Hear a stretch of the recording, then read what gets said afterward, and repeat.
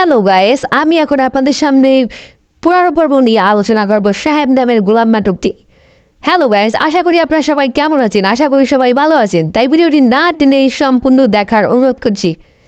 এই ভিডিওটি কিন্তু অত্যন্ত জনপ্রিয় হয়ে উঠছে। সাহেব নামের গোলাম নাটকটি কিন্তু সকলে দেখে থাকেন এবং এই নাটকের কিন্তু বিভিন্ন চিত্র আমি আপনাদের মাঝে এখন তুলে দেবো এবং পুরার পর্বে কি উত্তেজনা মুহূর্ত তৈরি হতে যাচ্ছে সেসব বিষয়ে কিন্তু আমি আপনাদের সামনে তুলে ধরবো। পুরার পর্বে কিন্তু নতুন চমক আসতে চলেছে, নতুন চমক। হ্যাঁ গাইস, এই চমকগুলো কি হবে সেসব বিষয়ে নিয়ে কিন্তু আমি এখন আপনাদের সামনে আলোচনা করবো। তাই ভিডিওটি না টেনে সম্পূর্ণ দেখার অনুরোধ করছি।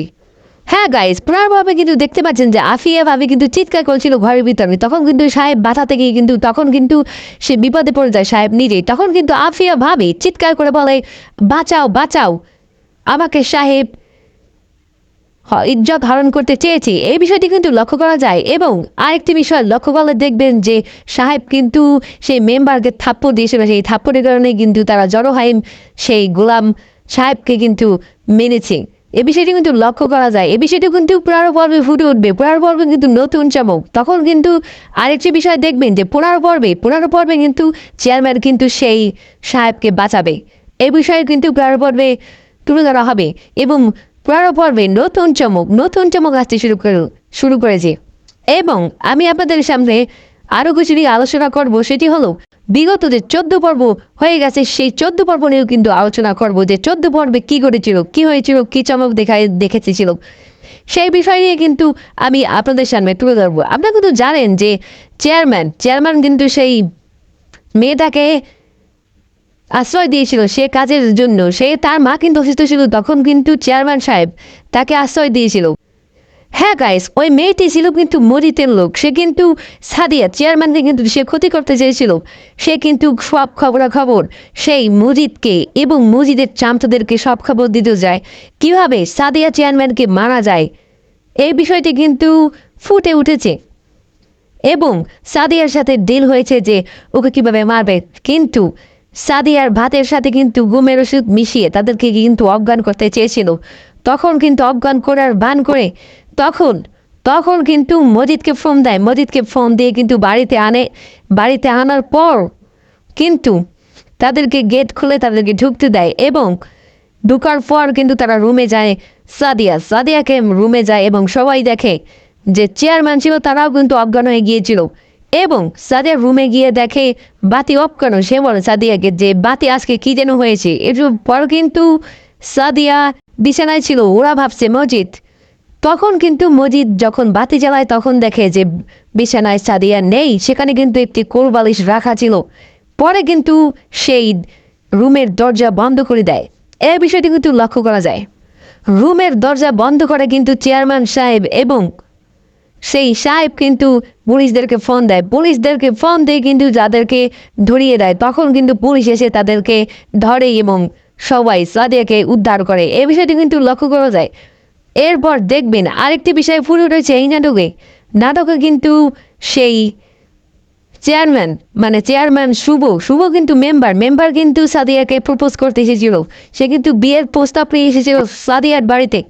তখন কিন্তু সাদিয়াকে প্রস্তাব দেয় যে আমি তোমাকে বিয়ে করব। তখন কিন্তু সাদিয়া প্রশ্নের উত্তরে বলে যে আমি তোকে বিয়ে করতে পারবো না। তখন কিন্তু সাহেবকে ডাক দিয়ে কিন্তু তাকে গোপনে মারার জন্য কিন্তু তাকে জঙ্গলে এর এক কাছে নিয়ে যাওয়া হয় গাছগাছালির ভিতরে। তখন কিন্তু সেই সাহেব কিন্তু তার গালে 4-5টা থাপ্পড় মারে। তখন কিন্তু সেই শুভ বলে যে আমাকে মারলে কেন, আমি কি দোষ করেছি, আমি কিছুই বলি নেই, আমাকে শুধু সাদিয়া মার খাইয়েছে। এই বিষয়টি কিন্তু লক্ষ্য করা যায় এবং আরেকটি বিষয় লক্ষ্য করলে দেখবেন যখন যে আমাদের সাদিয়া কিন্তু সেই সাদিয়া কিন্তু সেই সাহেবকে বলেছে যে আমি তোমার সাথে নতুন করে সংসার শুরু করতে চাই। তখন কিন্তু সেই সাহেব কিন্তু রেগে বলেছিল যে আমি জিনাতকে ভালোবাসি, আমি মনোপ্রাণে জিনাতকে ভালোবাসি, আমি জিনাতকে ছাড়া অন্য কাউকে বিয়ে করতে পারবো না। এই বিষয়টি কিন্তু এই পর্বে আগের পর্বে 14 পর্বে কিন্তু ফুটে উঠেছে। তখন কিন্তু সেই সাহেব বাড়ি থেকে বের হয়ে গিয়েছিল যে আমি আর এই বাড়িতে থাকবো না। যখন এইসব কথা বলে তখন কিন্তু অনেক কষ্ট করে লোকমান এবং সাদিয়া কিন্তু তাদেরকে ফিরিয়েছে, তাকে কিন্তু বাড়ি যেতে দেয়নি সাহেবকে। এবং আরেকটি বিষয় লক্ষ্য করলে দেখবেন যে সাদিয়া কিন্তু সাহেবকে নিয়ে গ্রামে বেরিয়েছিল, গ্রামে বের হয়ে কিন্তু মানুষজনের সাথে কথা বলছিল, বলাবলি করছিল। এবং আপনারা জানেন যে সাদিয়া কিন্তু এই নাটকটি কিন্তু অত্যন্ত মায়াবী একটি নাটক, ইসলামী একটি নাটক। এই নাটকের কিন্তু একটি শিক্ষামূলক নাটক। এই নাটকের মাধ্যমে কিন্তু আমরা নানান কিছু শিখতে পারি। হ্যাঁ গাইস, আমি আরও বলবো যে এই নাটকে যখন সাদিয়া যায় লোকজনের সাথে কথা বলতে, তখন কিন্তু তারা গ্রামে গ্রামে গিয়ে লোকজনের খবর নেয়। এবং অবশেষে দেখা যায় সাদিয়া যখন গ্রামে বেরাও তখন কিন্তু সে একটি চার দোকান দেখে, চার দোকানে গিয়ে সে কিন্তু সাহেবকে বলে যে আমি চা খেতে চাই। তখন কিন্তু সাহেব বলে যে না, বাড়ির চাই তো সুন্দর, এখানে চা কিন্তু ভালো না। তখন কিন্তু সাদিয়া প্রশ্নের উত্তরে বলে যে না, আমার ইচ্ছে করতেছে চা খেতে এখানে বসে। এবং তার সাথে সাথে কিন্তু লোকমানও বলে যে আমারও ইচ্ছে করতেছে, অনেক দিন ধরে চা খাওয়া হয় না। তখন কিন্তু সবাই বসে কিন্তু চা খায়। এই বিষয়টি কিন্তু এই নাটকে ফুটে উঠেছে। এবং আরেকটি বিষয় লক্ষ্য করলে দেখবেন সাহেবকে কিন্তু সেই হুজুর কিন্তু দাওয়াত দিয়েছে, তাকে খাবার জন্য নিমন্ত্রণ করেছে। তখন কিন্তু সেই সাহেব বলে আজকে কিন্তু আমি যেতে পারবো না, আমি অন্য একদিন খাবো, আমাকে খাবারের দাওয়াত দিলে কিন্তু আমাকে আগে থেকে বলতে হবে। হুজুর বলে দেখ, তোর চাচি আজকে ভালো রান্না করেছে, তোর মাংস গরুর গোস্ত রান্না করেছে, এর জন্য তোকে দাওয়াত দিয়েছি। তখন সাহেব বলে যে না, আমি যদি এখন এখানে খাই তাহলে আমার বাড়ির খাবার নষ্ট হবে। এই কারণে কিন্তু হুজুর কিন্তু তাকে আবারও দাওয়াত দিয়েছে অন্য একদিন। তখন কিন্তু সে সাহেব কিন্তু দাওয়াত তার রাখবে, এই বিষয়টি কিন্তু লক্ষ্য করা যায়। এছাড়া আমাদের সাহেব কিন্তু সেই সাদিয়ার পাশে পাশে থাকে, সাদিয়াকে সবসময় বিপদের হাত থেকে রক্ষা করে। এতে কিন্তু সাদিয়া অত্যন্ত খুশি।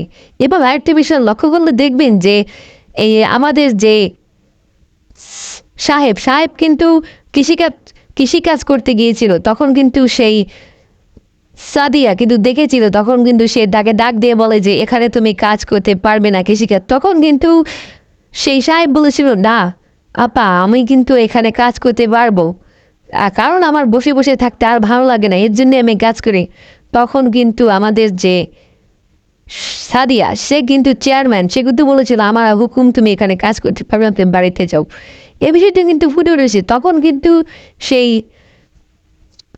সাহেব কিন্তু তখন বাড়িতে যায়, এ বিষয়টি কিন্তু ফুটে উঠেছে। এবং আমার সঙ্গেই থাকুন, আমি আপনাদের সঙ্গে সাথে নতুন নতুন আপডেট দিব। আপনারা দেখতে পারবেন যে আমার ভিডিওটি যদি ভালো লাগে থাকে তাহলে অবশ্যই কমেন্ট করবেন। আর কে কোথা থেকে দেখতেছেন এসব বিষয় কিন্তু কমেন্ট করবেন।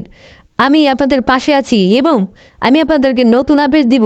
যদি আমার ভিডিওটি ভালো লাগে থাকে তাহলে অবশ্যই আমাকে সাবস্ক্রাইব করুন এবং নোটিফিকেশন অন করে রাখুন। যখনই আমি ভিডিও চাইবো তখন কিন্তু আপনাদের কাছে অনায়াসে ভিডিও চলে যাবে। তাই সকলকে ধন্যবাদ।